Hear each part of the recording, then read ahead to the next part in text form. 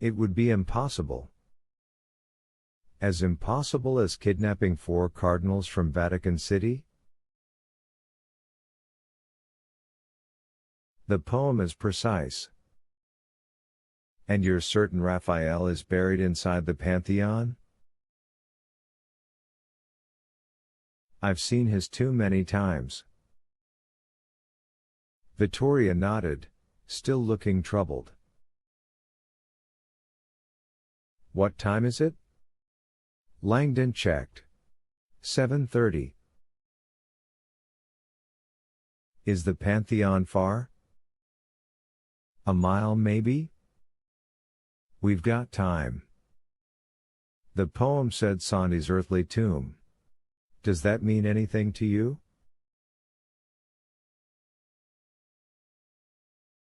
Langdon hastened diagonally across the courtyard of the Sentinel. Earthly? Actually, there's probably no more earthly place in Rome than the Pantheon.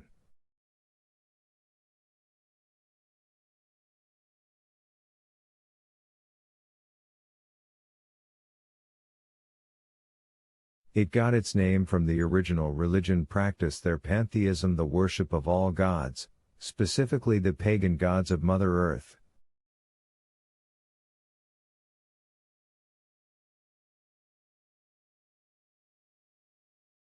As a student of architecture, Langdon had been amazed to learn that the dimensions of the Pantheon's main chamber were a tribute to Gaia, the goddess of the earth.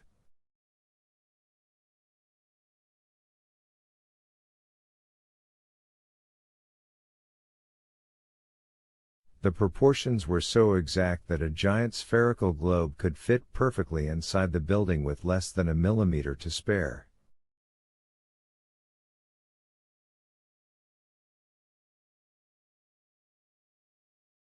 Okay, Vittoria said, sounding more convinced. And Demon's Hole? From Sandy's earthly tomb with Demon's Hole?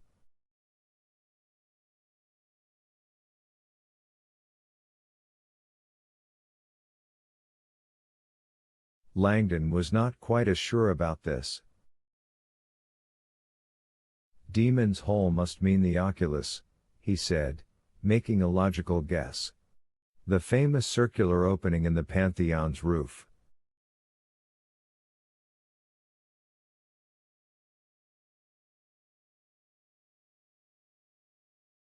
But it's a church, Vittoria said, moving effortlessly beside him.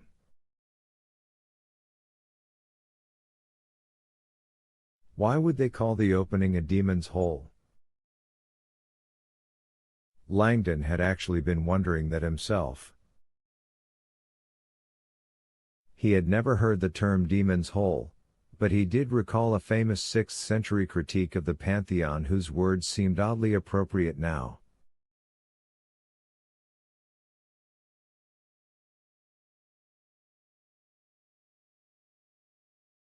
The Venerable Bede had once written that the hole in the Pantheon's roof had been bored by demons trying to escape the building when it was consecrated by Boniface IV.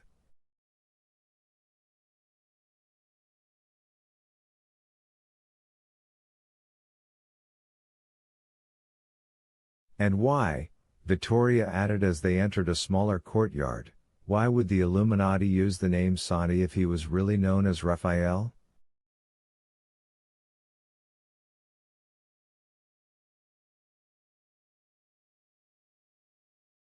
You ask a lot of questions. My dad used to say that. 2 possible reasons. 1. The word Raphael has too many syllables. It would have destroyed the poem's iambic pentameter. Sounds like a stretch. Langdon agreed. Okay, then maybe using Santi was to make the clue more obscure, so only very enlightened men would recognize the reference to Raphael.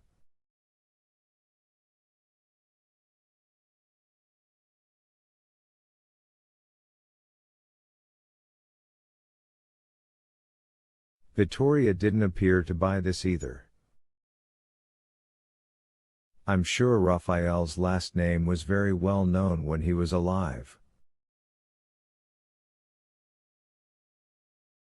Surprisingly not. Single name recognition was a status symbol. Raphael shunned his last name much like pop stars do today. Take Madonna, for example. She never uses her surname, Ciccone.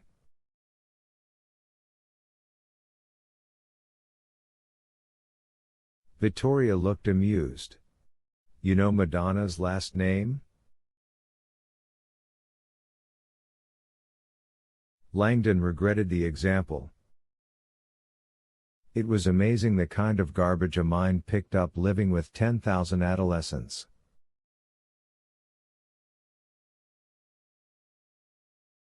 As he and Vittoria passed the final gate toward the office of the Swiss Guard, their progress was halted without warning.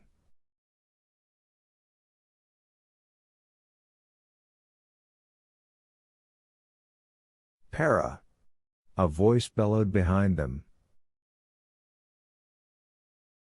Langdon and Vittoria willed to find themselves looking into the barrel of a rifle. Attento! Vittoria exclaimed, jumping back. Watch it with non sportardi. The guard snapped, cocking the weapon.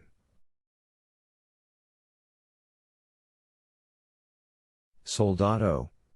A voice commanded from across the courtyard.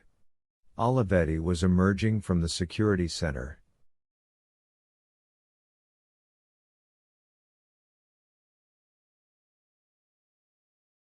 Let them go. The guard looked bewildered. Ma, signore, una donna.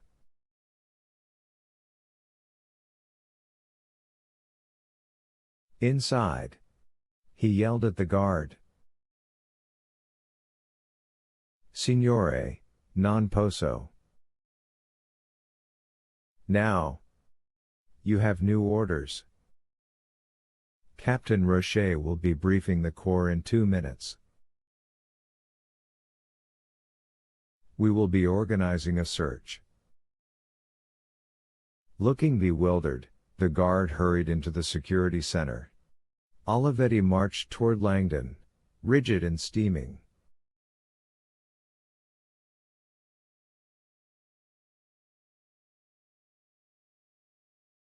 Our most secret archives?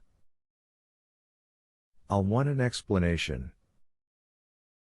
We have good news, Langdon said.